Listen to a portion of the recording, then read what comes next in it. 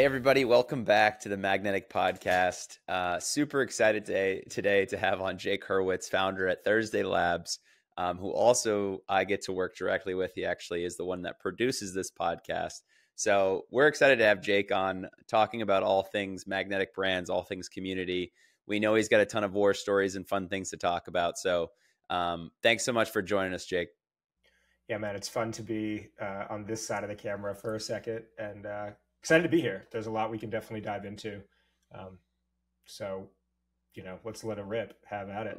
Let's do it, man. So I'm excited too for this conversation because I think we've talked a lot, but I've never really dug into sort of your past and what you've done. I know you've got some really cool dinners that we're going to talk about, but I want to give you kind of the floor, give the audience a background a little bit about who is Jake, how did you get here? Yeah, it's a windy story. I mean, it really starts when I was 8 years old. My life's been defined by, I'd say, like two or three main storylines or trends, if you will. One is that I'm an artist. Like, I grew up as an artist. I remember being super young and like leaving the holiday dinner table early. We're talking like 5, 6, 7 years old, leaving the holiday dinner table early to go upstairs to my room and to paint, and then like come downstairs 2 hours later and present my painting to the family. And they were always, great, Jake. It's great. But, I did AP art in high school and all that jazz. So that's like one side. The next is I love action sports. I was a skateboarder growing up, snowboarder. Now I'm like all in on surfing, and I still snowboard a lot, but it's, I surf every day. And that was since I was also a kid. And so in middle school and high school, I wasn't the best skater, snowboarder in the crew. And when you're growing up in suburban America, if anyone who's listening knows anything about like what it's like to grow up as a skateboarder, these crews are crews of kids. Like, age doesn't mean anything. So you can go to a skate park today and see like a 40-year-old, a 20-year-old, a 15-year-old, and a 10-year-old all hanging out together, which is really cool. But so if but you're on the outside, you're not allowed into the crew if you're not good enough. So it had nothing to do with age, it just had to do with skill level. And it's very common for like a 10-year-old, a 20-year-old, a 30-year-old, and a 40-year-old to all be at the same skill level, hitting the same features. But like if you can't hang with them, you're not allowed in. And I wasn't good enough to hang with the kids my age, older and younger, but I had the camera. And they all wanted someone to come and film and make the YouTube videos of the crew. So that's kind of how I like felt I was able to be accepted socially, was I could kind of be the one who was like, I'll make the skate videos, like I'll put it up on YouTube. And so as I got a little bit older, I mean, now we're talking middle school, I built a YouTube channel. This was early 2000s. Google hadn't even bought YouTube yet. And it was a mix of like reviewing art supplies and talking, doing like collabs with other YouTubers. There's like a whole like niche, how there's a community for everything on YouTube. I mean, it was early days, but there was a niche community of artists who would review supplies and like make time-lapse videos of their paintings and stuff. And then I would also do some skateboarding videos as well. And I had like 10,000 subscribers at 10, 11 years old, which if I stuck with that, I mean, think about where I'd be today at almost 30 years old. Having had 10,000 subscribers like 20 years ago, it's pretty wild. But I got to high school and I started getting bullied for it. So I deleted my account. That's really the backstory. And now, you fast forward and I'm almost 30 years old. And like, I run this company called Thursday. Over the last decade, I've built two community-based businesses, one of which was called Thursday Club. It was a weekly dinner party series. And, that was a combination of wanting to be socially accepted. It was like right after college and I wanted to hang out with adults. I didn't know how to do that. So I was like, well, I understand like videography and marketing and social media. And like, I learned how to write HTML and CSS on MySpace when I was 11. Don't know why my parents let me do that, but like I did. And, yeah, my life has just always been defined by those categories of like action sports and storytelling and adventure. And then there's the art and multimedia. I was in VC for a while, love the startup world, and Thursday Labs today. I mean, we produce this show, we do all the content, and like that's the whole thing, is combining storytelling with art and adventure, and media, social media, all the above. So that's a very circular way of explaining the backstory of it. But I think what I'm doing now is probably the most raw representation of who I was as a kid, more than any other thing I've done in my career so far. And Thursday Labs, give us some insight into what you focus on with Thursday Labs? Yeah, it's pretty straightforward. You've got all these startup founders and VCs. Now we're starting to get into the world of like agency leaders and coaches, but solopreneurs, entrepreneurs, VCs. They all believe like, now I got to build a personal brand. And they look at their friends, they look at their competitors, they look on LinkedIn and they see their friend or competitor, like they've got a podcast. So they think, oh, I should have a podcast. They think like, oh, they have a newsletter and a blog, and they're putting those little video clips on LinkedIn and TikTok every day. And they're like, I should have a newsletter and a blog and those video clips. But the vast majority of founders, investors, etc., they have no idea how to do any of that. The options are like, you could hire a college kid to do it for you. They're probably going to drop the ball because it's just the way it goes. Or hire a head of content for like 160 grand a year, which is a lot of money for a role like that. And there's very, very few good ones out there. And so Thursday Labs is basically the production studio for founders who are like, we want to do a podcast, we want to run a blog, we want to have a newsletter, we want to have all those clips, but I don't want to do it at all. And so we do it all for them. Like in your case, like you show up 1 hour a week, you record your episode, me and my team, we get the guests, we record the episode for you, we do all the editing, we create all those short form clips, we're the one posting it, we run the blog, we run the newsletter, and that's the story.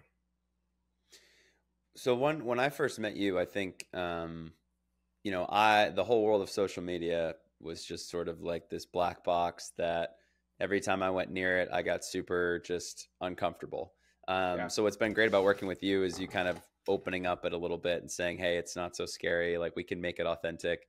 But I think one of the coolest things when I met with you was your ideas around how you could take this kind of philosophy around content generation every day, having a unique piece of content that's high quality, having a weekly blog post, doing all of this stuff, when outsiders look at like what we do and they think, holy cow, like that's a whole team doing that. But you came in and showed me like, hey, there's ways that you can do this super efficiently so that, you can do a lot with a little. And some of that involves like AI. But I thought that was game changing. And that aspect of like, actually, why don't I'll ask you, like, how did you come up with that idea in the first place? Yeah. First of all, I mean, you're right. Like there is a whole team doing it. It's my team doing it though. And it's a fraction of the cost of you having it done in house. But I think it was like 3 chapters. It wasn't like I just woke up one day out of nowhere and was like, oh my God, I have this idea to, $6K a month for 4 months, create all this content. Like, here's the process. It took about all in about a year and a half to like land on what the model is now that we do and that I just shared with the audience here. And the first year I was the CMO of this company called Day One. It was a digital school and global community for first-time founders. And this was pre-AI, like pre-ChatGPT. It was at the height of the bull run and the Web3 NFT hype cycle. And the first step was like, all right, I don't think, like as a CMO, I'm a pretty contrarian thinker to begin with, and go figure. And the way I lead and the way I operate as a marketer is quite contrarian. I was like, I can't wrap my head around. I can't say yes to us putting out ads and doing like normal standard marketing tactics to grow this community of first-time founders and to get more applicants and then get more people who are applied people who were accepted after applying. We need to then convert them to like become students. And then those who were students, we needed to get them to show up consistently every day and like do the work and be part of the community. I was like, I don't believe in running ads for this model. It needs to be literally more organic than that. We need to tell real stories. We need to, once people see that we're putting out an ad, they're going to feel like we're just some business. But like, this isn't just some business. This is meant, the whole power in a community business is the authenticity behind it. So it's really hard to run ads for a community-based business well. So I thought, all right, we do have some incredible assets though. We have hundreds, maybe thousands of amazing founder stories, which are essentially little case studies just within the community that like were untapped assets. That's great marketing collateral. We just need to then go capture it in a way that works and distill it to people in a way that works. And we've got an amazing founder story between our founders and the team behind it. Oh, and we had like Gary Vaynerchuk, Antler, etc. awesome funds and investors who were on the cap table. So I was like, there's just so many amazing stories to tell here. It's a ripe battleground for storytelling, but we have no following, and we're just basically exiting that phase of like tapping out the founders networks for customers. Right now we have to take it to mass networks. Like, what do we do? And so I thought, well, I've always been a huge fan of Patagonia, Yeti coolers, North Face, etc. Action sports companies. I grew up on that shit.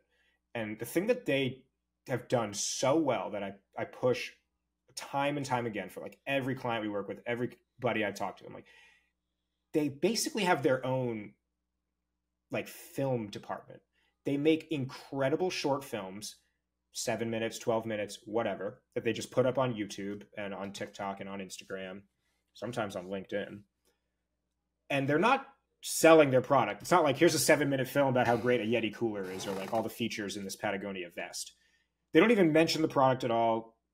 It's about showing the beautiful lifestyle of really admirable, amazing humans that is enabled by that product. So it's like, look at these two fly fishermen deep in Alaska having like, and they're brothers. And it's this like amazing short story about brotherhood coming together.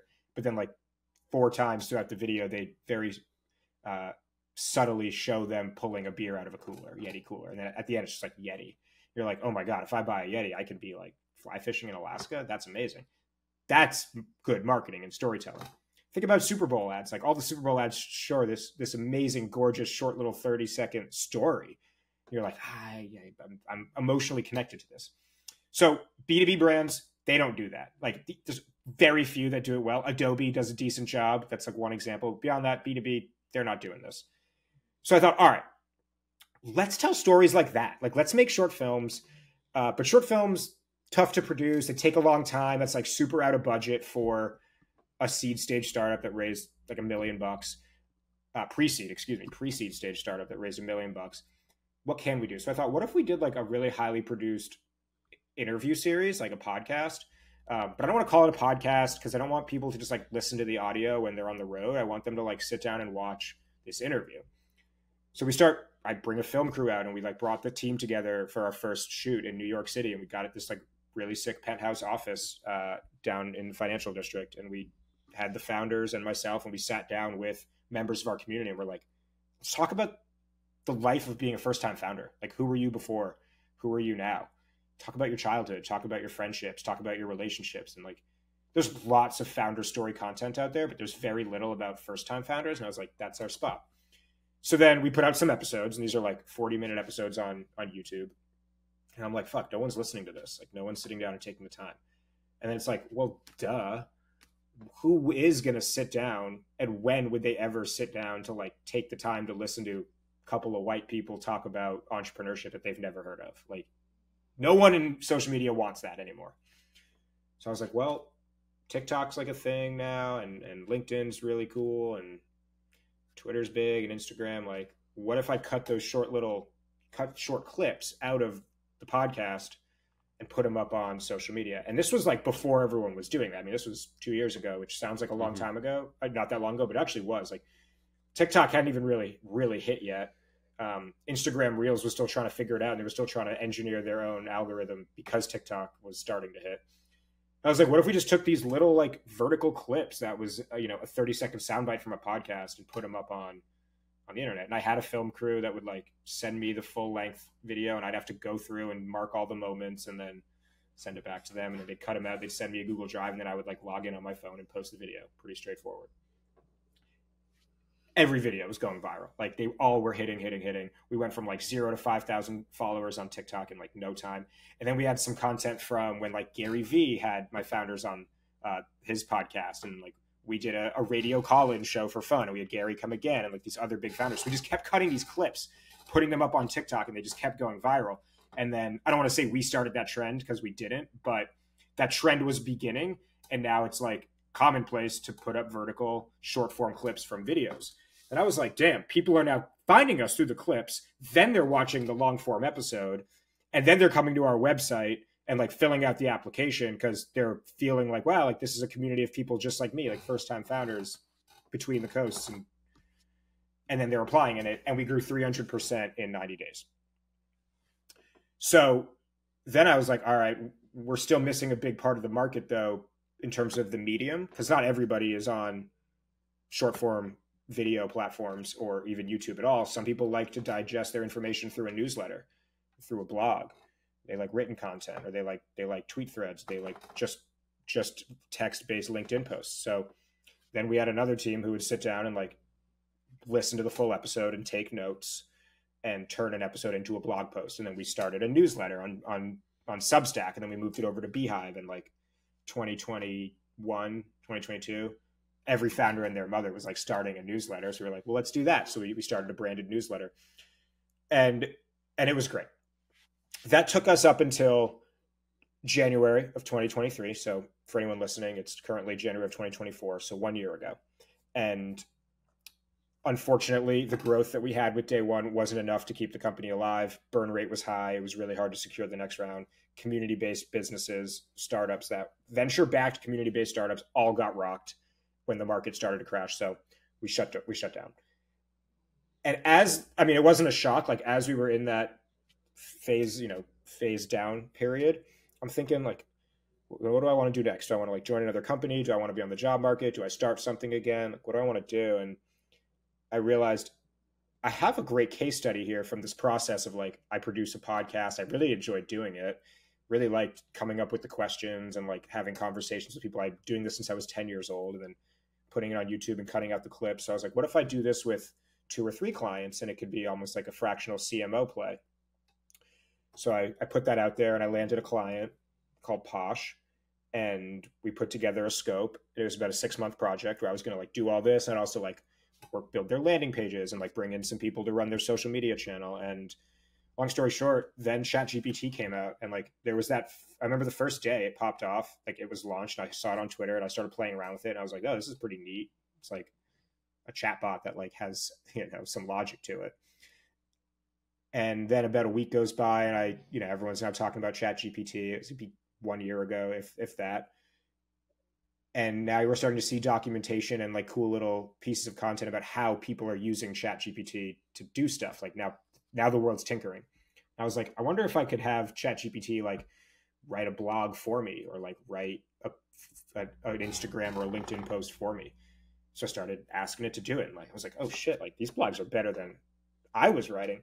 So then I started to feed it all the content that had done really well for day one and for Posh, my last 2 clients. And I was like, can you study these posts, these blogs, these newsletters, and tell me why these ones performed better than the others? And it was giving me answers. And I was like, fuck, this is so cool. So then I was like, let me try this. I tracked for 1 week how much time it took me to do like record 1 full episode for Posh and turn it into a week's worth of content and then post it. And it was like 15 hours or something like that manually between me and my team.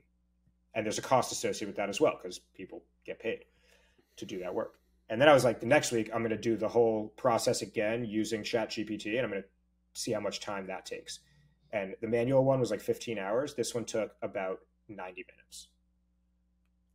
So I was like, oh my God, I can build like a real scalable business around this. Like what before was just a service-based agency that I saw as like something I do for a little while until the market got better and I figured out my next thing. I was like, holy shit, like I can productize this. I can do this with 50, 100 companies at a time and just keep scaling the team, keep growing the team that's like cranking out this content using AI.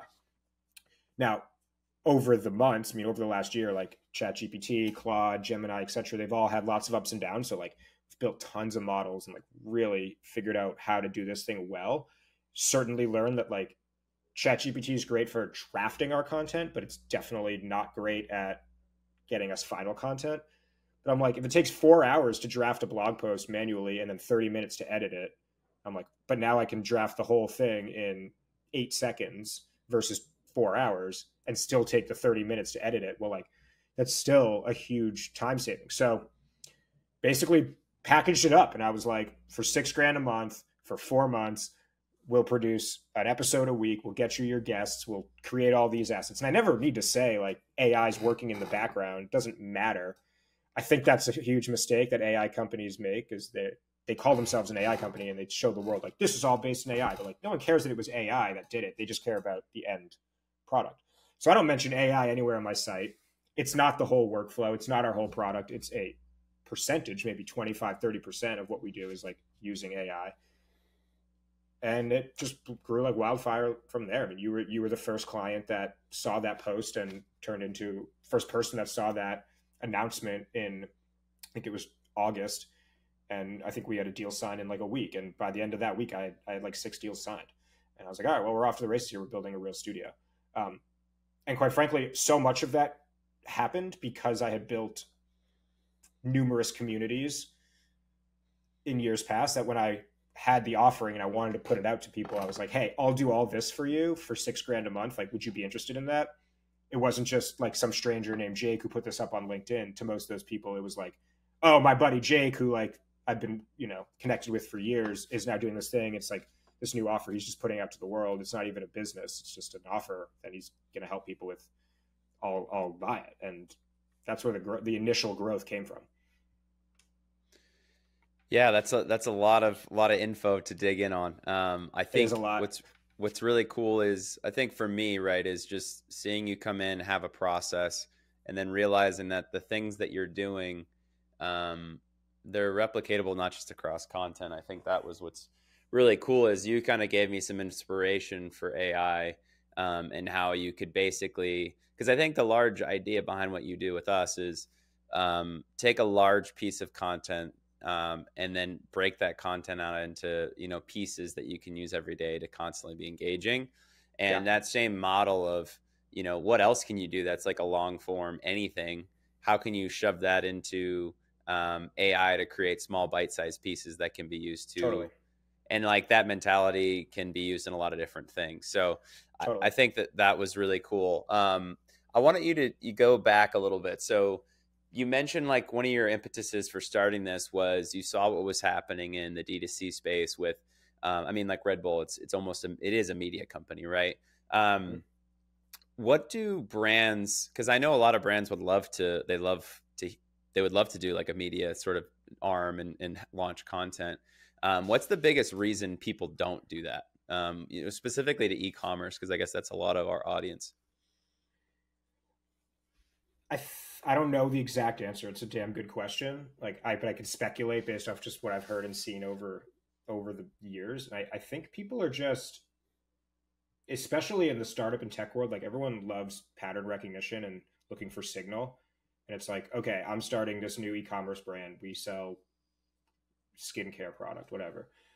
Let's look at the last 20 skincare products that did really well and do what they did.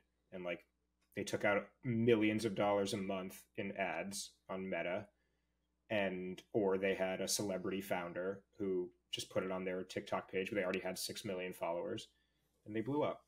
And it's like, well, let's do that, obviously. So they just do what everyone else did. But because it's easy, it's proven, there is a playbook for it. And because you don't want to get fired for taking a risk.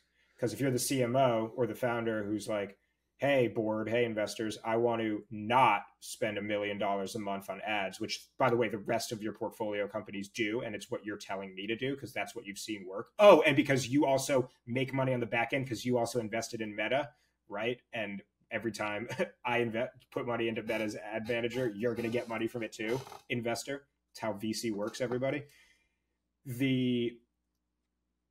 Nobody wants to be like, I'm going to zig when everyone else is zagging, and I'm going to invest in short form films, make short films and documentaries, and put it out only as organic content. Because if it fails, they get fired. People are afraid to take that risk. And the only brands that I think have really done it well that we've seen that are big are like huge companies that can afford to take that risk. I mean, it's so rare, dude, that I'll see a startup take that route. And every time I do, it works for them. Mudwater took that route.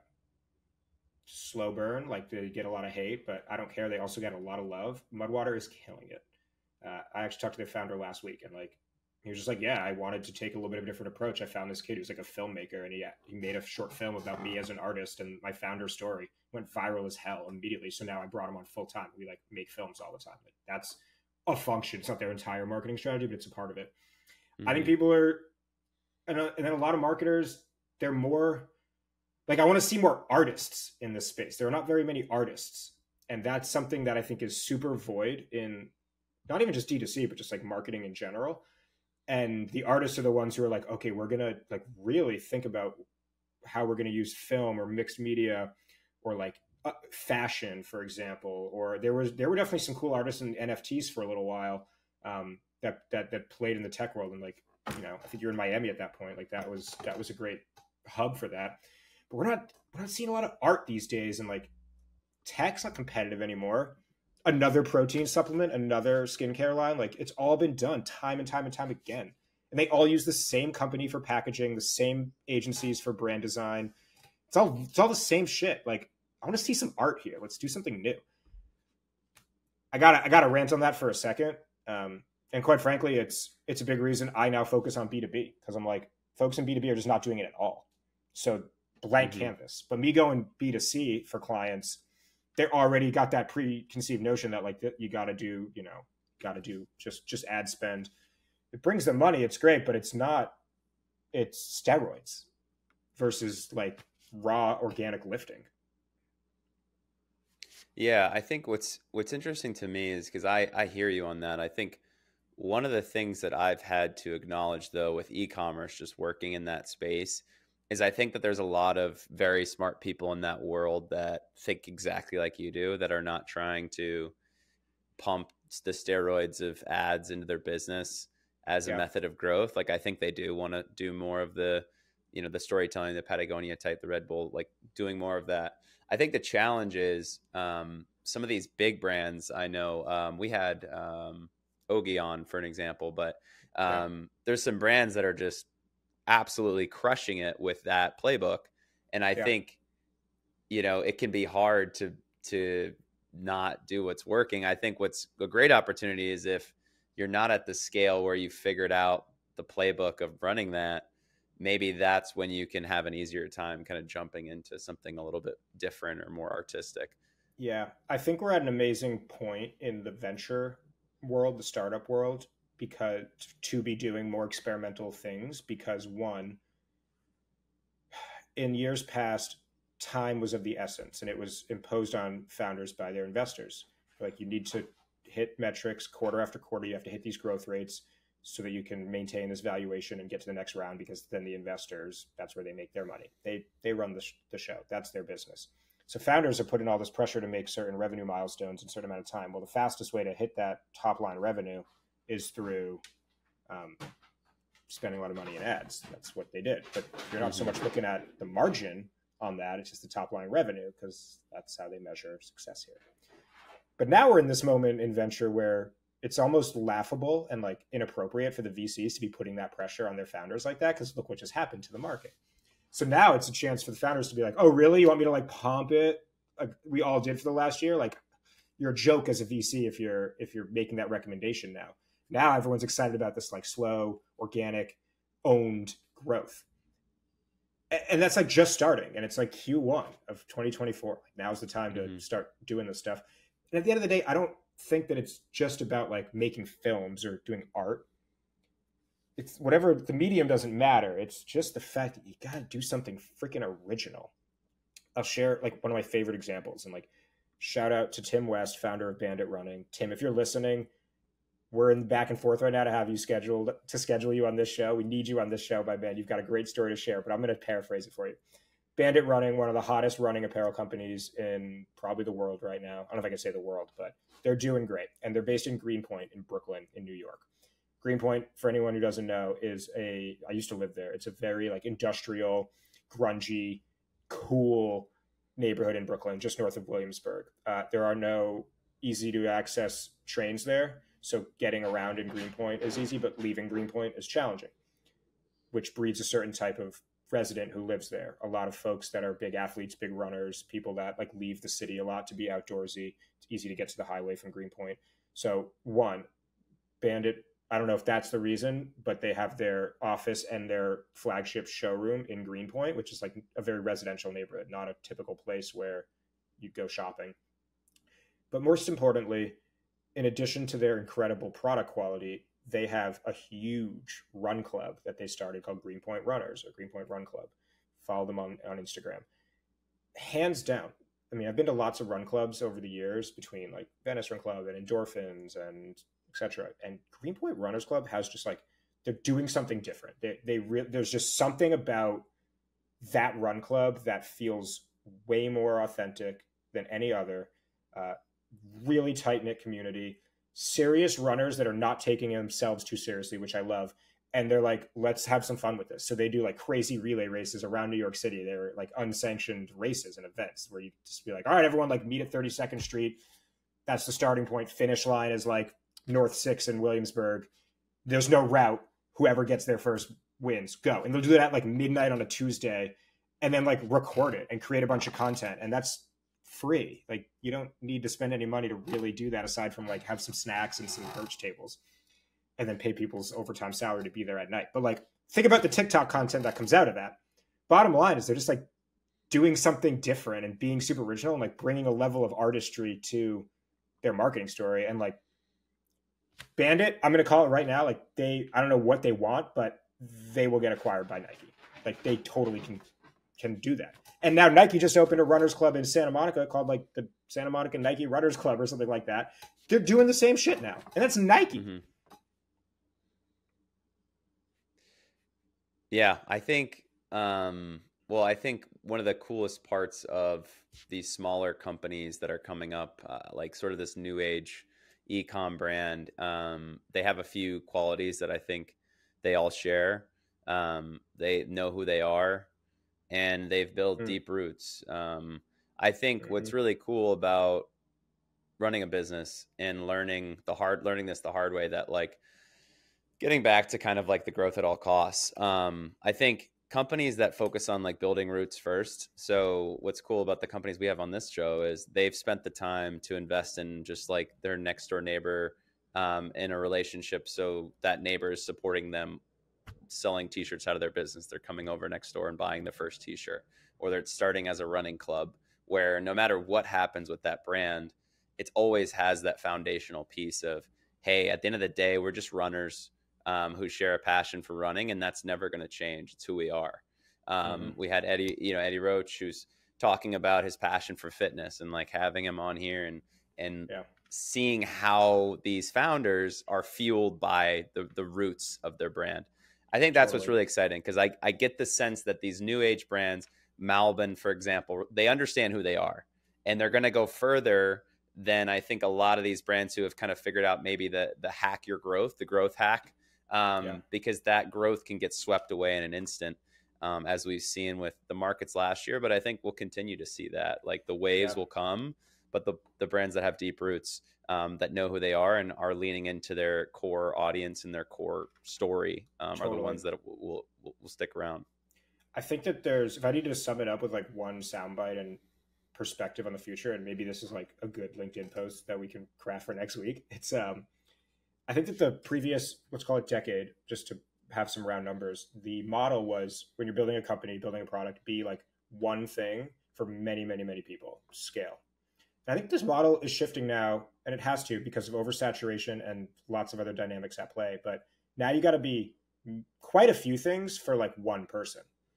And first, the founder of the company needs to be like the most raw and authentic of that person. Like take Eddie Roche, for example. Like he goes after fitness and wellness, like serious junkies in Los Angeles.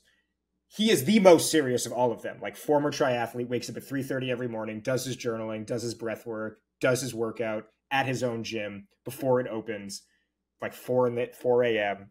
Then he starts his day. And it's like the next round of serious people come after him, but he appeals to them. That's awesome. And then you start with the community, build for those, a thing for those people, make them fall in love, make them feel like there's no one else in the world that gets them and that accepts them for who they are as this like multi-dimensional person. And then you can start selling them more things, add-ons. A good example I've been using lately is like, there's lots of protein supplement companies out there. Everyone and their mother has a protein line. I want to see a protein line, and this may not be literal, but like I'll use it as an example. I want us to see a protein line pop up that's like, we create protein. It's the same product as everyone else, but it's specifically for men between the ages of 45 and 55 who are going through a divorce and want to improve their life through fitness. This is the protein for them. And it's like, damn, that's pretty niche. But I can tell you there's probably at least 100,000 men in the US alone that like identify with that population. Think about the stories that you can tell there. Think about how powerful it is to be a 47-year-old male. Neither of us can relate because we're not at that age yet, but like, let's play this out for a second. I'm a 47-year-old male going through my first divorce, or hopefully only divorce. Got a couple kids that I can't see as much as I used to. Freaking miserable. I'm overweight because I just like let myself go over the last 10 years being in this marriage and growing up and dealing with the stress of children. I got to get my shit together. I want to get my life together. I want to meet people to date. I need a new accountant and a new lawyer and just split up all these assets with me and my ex. And most importantly, I want to join a new gym and make some new friends and like have something to do on a Thursday evening. And I want to get in shape. I want to like feel good again. And now I see an ad for this like protein line that is made for me. And there's like other people out there that are dealing with the same shit. And I can work out with them and we can like send each other referrals to divorce lawyers and accountants. Like I am joining that community and I'm paying them $10,000, $20,000, $30,000 a year to stay in that community because without it, I'm super lost and lonely.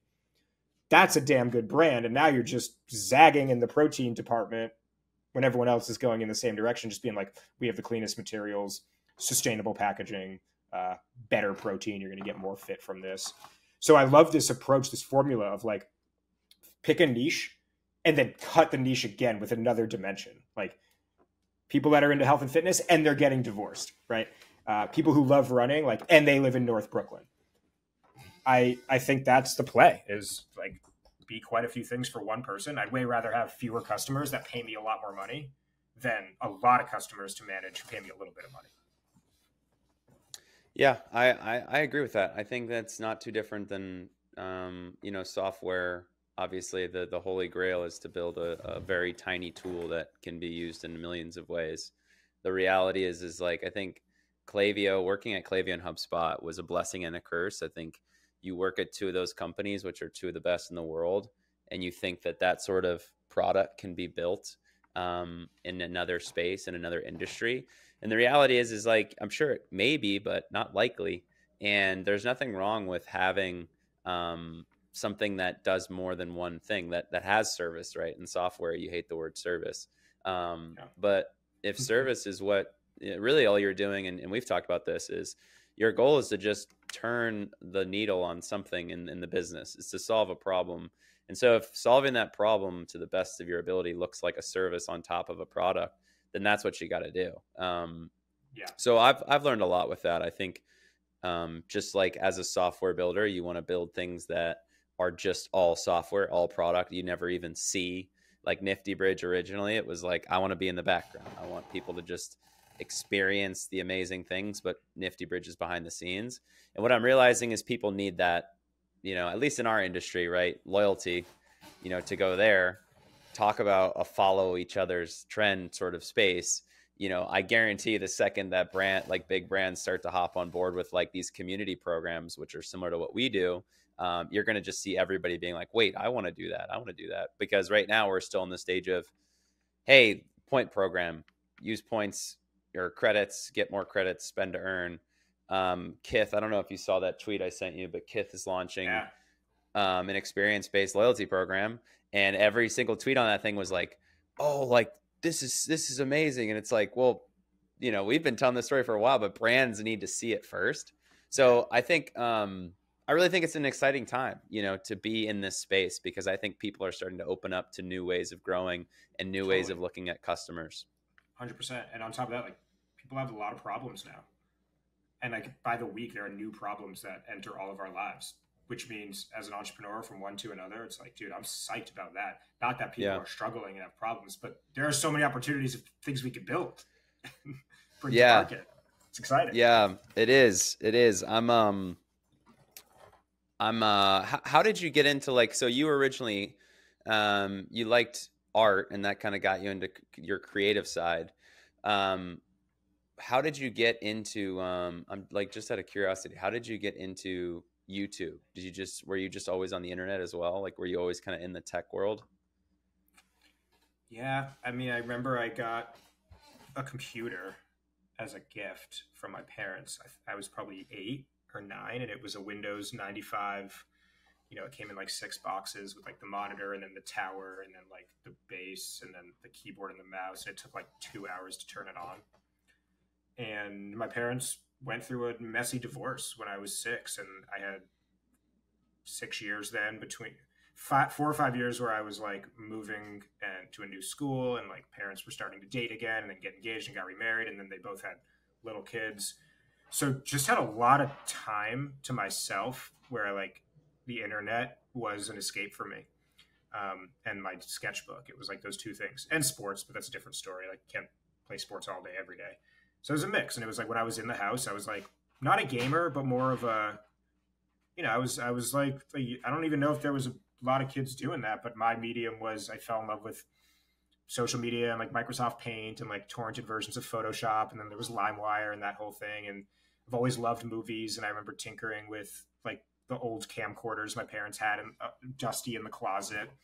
I just like to create art. And then, you get to 5th grade, 6th grade, and I'd wear like, I used to make custom Vans sneakers, and I'd wear like a pair of them to school, and they looked ridiculous with like rainbows and colors and shit all over it. And everyone would laugh, but then like the one girl I had a crush on would like give me a compliment, be like, "Hey Jake, cool sneakers." And it's like, oh my God, I can like get attention from people with my art. And then it was like, if I get attention from like one girl at school with my art, how much attention could I get, and validation could I get from people all over the world if I reached them on YouTube? And it just kind of clicked. I was like, YouTube, like I had friends on the internet as like a 10, 11-year-old kid, super weird, that were all over the world, and they were all ages. I was part of this, I'll never forget, I was part of this like online graffiti community that took place on YouTube called Tactical Styles. And I loved to draw graffiti in my sketchbook for like 4 or 5 years as a kid. That was like my thing. And they would do these weekly battles, like art battles, like competitions, where there'd be a word of the week, random word like elephant or, stoop. I don't know, you name it. And then one guy who ran the community would put up a video and be like, "All right, y'all," and he had a cigarette hanging out of his mouth. He was like a 40-year-old dude with like a sideways cap and a wife beater.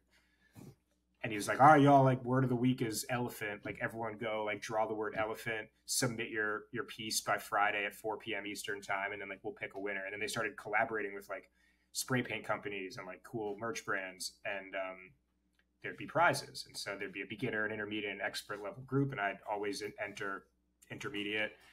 And I would draw the word elephant. And like there were lots of weeks where I won the competition and I'd get like all these followers from it. And then they'd send me a box of like prizes, and then I'd review the prizes in a YouTube video and be like, "All right, it's got like this spray paint can, let's try it out in the backyard, like this is what it looks like. I won this in last week's Tactical Styles video." And then Tactical Styles would repost it. And it's just like these early days of community growth on the internet and like making friends, and it was just all so bizarre, but it's the same thing today. There's just a lot more people doing it now. And quite frankly, I wish for years, like there were those high school years where I was just getting bullied for it because kids at schools found my account online and would like print out a picture and like paste it on my locker and like draw faces on me and like draw inappropriate things. I don't want to say it on air, but you all know what we're talking about, like near my mouth. And had I not deleted that, I probably would be in a different place with my agency or in my career now. But like, yeah, dude, that was a very OG time. Yeah, I had a YouTube channel back in the day. I was quite the introvert because I was homeschooled a lot growing up in the military, and so the internet. Yeah. I would just say I always tell people I was raised by Reddit and YouTube, along with obviously my parents. But that's what inspired me was like, I guess you could call it community, but just like people that were out on the internet that were like you. Because a lot of the times I was on military bases, so I wasn't running into kids that were like obsessed with gaming and computers and like fixing and tinkering with technology. But on the online, there were people that were like doing what I was doing, but like times 10, and they were doing crazy stuff. So that was my first experience with Were you a big like video gamer growing up in general? Yeah. So my YouTube channel, I had some videos with over 100,000 views on it, but like that's like not really impressive considering like when you're in the early days of YouTube, it was like you made a piece of content and like it blew No, up it because there is was just impressive. Yeah, but think there about was it no content. proportionally. Like for the number of total views per day on YouTube divided by 100,000, that's like a pretty decent percentage. Today, at the same percentage, we're talking like probably hundreds of millions of views. Like that is a big deal. That's true. But I feel like and you probably experienced this like that was the golden age of YouTube where like if you were just, you know, a decent creator, like you could blow up because the amount of creators, the amount of people that understood how the technology worked Yeah, was so small that if you had like just decent content, if you knew how to screen record your video games and put some yeah, cool music and like some fiery explosions, I mean, hopefully totally. you never find those, but that was actually my first love was video editing. Funny enough, so I was super into that, and it's also funny you mentioned you got bullied because I went back to high school. I was in a prep school in Hawaii, and I'm super nerdy, and I'd bring up like the things that I did, like oh I built this computer, I do this, and they're like, dude, like just you know just play sports and like just tone that down a little bit. Like people Yeah, don't want to hear about about your like technology, dude. sure, So totally. it was funny. It was like if you were good at Call of Duty or Halo or football, you were cool. And I like sucked at Xbox and played hockey, didn't play football, and so I wasn't cool. It's like Yeah, really see, that's but how we I don't measure know though, man. childhood. I don't know though. Like Call of Duty and even Halo, like when I was in high school, like at least in my high school, it wasn't cool like it is today. Like if you're a gamer today, I see videos of like the Rocket League team walking down the hallway, and they're just like the baddest dudes in the school, and I'm like, man, what a time to be alive. Where What a like time! the It jocks was are in the corner, just like no yeah girls, but like the frill TikTok guys on the gamers with are the getting funny all the girls. haircuts. Can Yeah, we address that haircut for a second on air? Like, I don't the know if you want to frill. talk about it, but is that what it's called? The frill? Like, looks like their hair's on Yeah, backwards, or they've got like a bunch of lettuce on their forehead. yeah, Where did it's the that come from? move. And I don't have the hair to do it. why is that the move now? I'm almost bald for anyone who's not seeing my face and just listening. So I just don't get it. I Yeah, guess my haircut when I was that age was pretty freaking bad, like the Ryan Sheckler hair. But here we are. I feel like anytime there's a new hairstyle throughout history, when it's in the moment, people don't necessarily think about it until later on. They look back and they're like, What was I what thinking? was that? So I feel like that's one of those things where we're living in it. And it just seems normal because everybody's doing it. But then in 5 years, we're gonna be like, wait, that was the TikTok like era. That's how I Yeah, feel about it. I don't think it's gonna stick around for too long. we'll see. All right. Um, Let me ask you this. So what do you think is the word community? And I could be wrong. I mean, maybe the word, I don't think the word community, I'm kind of curious now to look up that little Google chart. The word community was not used as much as it is today, 5 years ago. Why do you think, and I don't want to talk about NFTs either. So like you can't use the word NFTs in this answer. No Why do you problem. think community is more prevalent today? Multiple reasons, and I think it's pretty damn logical. One, community for all of history typically meant church. Like you go to your church and that's your community. And now we live in a time where it's not that rampant anymore, and it's certainly not in pop culture. And there's as much separation of church and state as we've ever had. So people went to church for community, like connection with others who are similarly minded, that they feel safe around, that don't have adverse views as them, or they go to a different church. And they go there to feel belonging, to believe in something. They feel at home, makes them feel good. And all of those things I just mentioned are on the chart of Maslow's hierarchy of needs. And in modern society, that's gone. So there aren't places for people to go. And then you throw this little thing called COVID-19, the coronavirus. I'm gonna start calling it coronavirus again because people just say COVID now, and it's like bring the OG like full word back.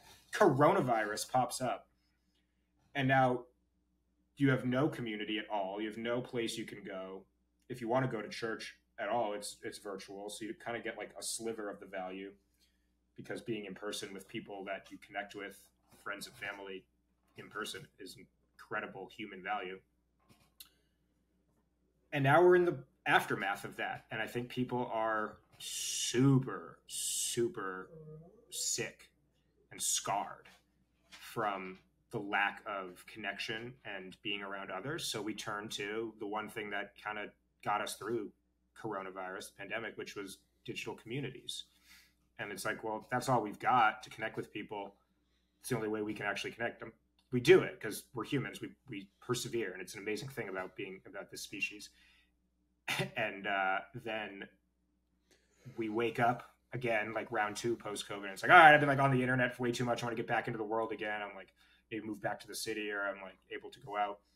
And now we see the resurgence of people coming together in really cool, beautiful new ways, like at wellness centers, fitness gyms. Maybe it is church. Maybe it's like a surf club or a running club. Like, if you look around, there's so many clubs now. Like, were there this many clubs a year ago, let alone right before COVID? Like, no, there's so many clubs. Humans we've always needed the ability to really connect and gather. It's again, a human need. There's a great book called Why We Gather, that if you're in any capacity in the world of like community building or trying to build a following, like, you got to read that book. And it explains this. It's just a very basic thing. NFTs, that's not the answer. Like, that was like one tiny little vehicle to help people connect and like feel membership in a new way that came and went. And like, sure, they're still around technology wise, but like, there's always going to be different ways to feel the connection, to feel the community, to feel membership, to feel accepted and validated and included. And I love it. I can't wait to see what's next year. Right now, I think it's clubs. Yeah. I think what's so cool is when I first got into the world of like loyalty, which is kind of the world we live in now, which I've told you many times, loyalties, and that's a different conversation to call it a loyalty space. But in the business of customer engagement and customer experience, that's not like my, world that I grew up in. It's not like, because I was a sales guy. I was in software, and then I was in finance before that. And so like jumping into the world of like how customers and brands communicate was super new to me. And so when I was first starting to build Nifty Bridge, I honestly, I didn't necessarily know what the future of like engagement was going to look like. I kind of got in because I was excited about a technology. And then I found myself just diving into the world. And I think over time, we just got really lucky with working with some brands that understood what you're talking about very early. And now getting to see, I think this year is going to be fun for us, because I think brands are starting to click that, hey, like if we invest in connection and community, what does the outcome of that look like? And I want to get back to your other point where you talk about how people had a desire for connection.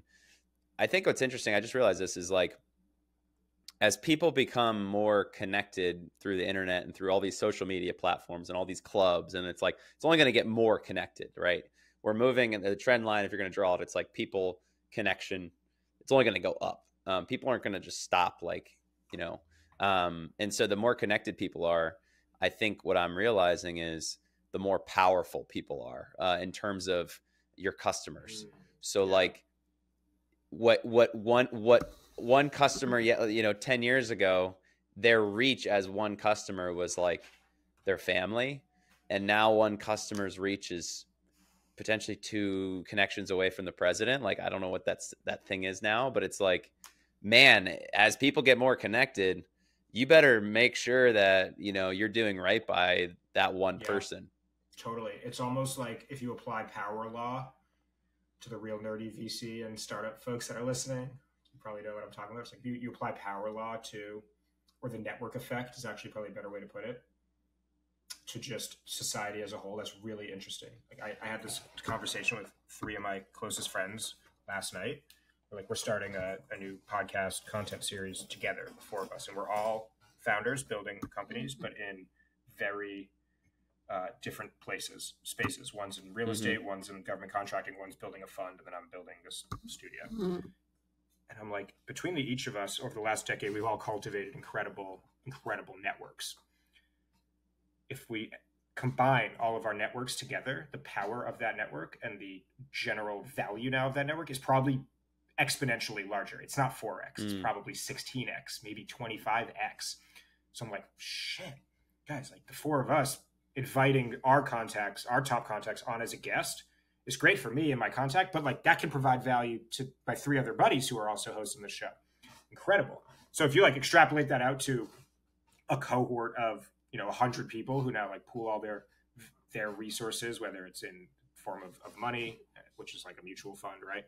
Or in the form of network and human capital, really, really powerful. I would need something to ingest to do something to my mind, to like have some fun, to really surmise like what that could play out to look like.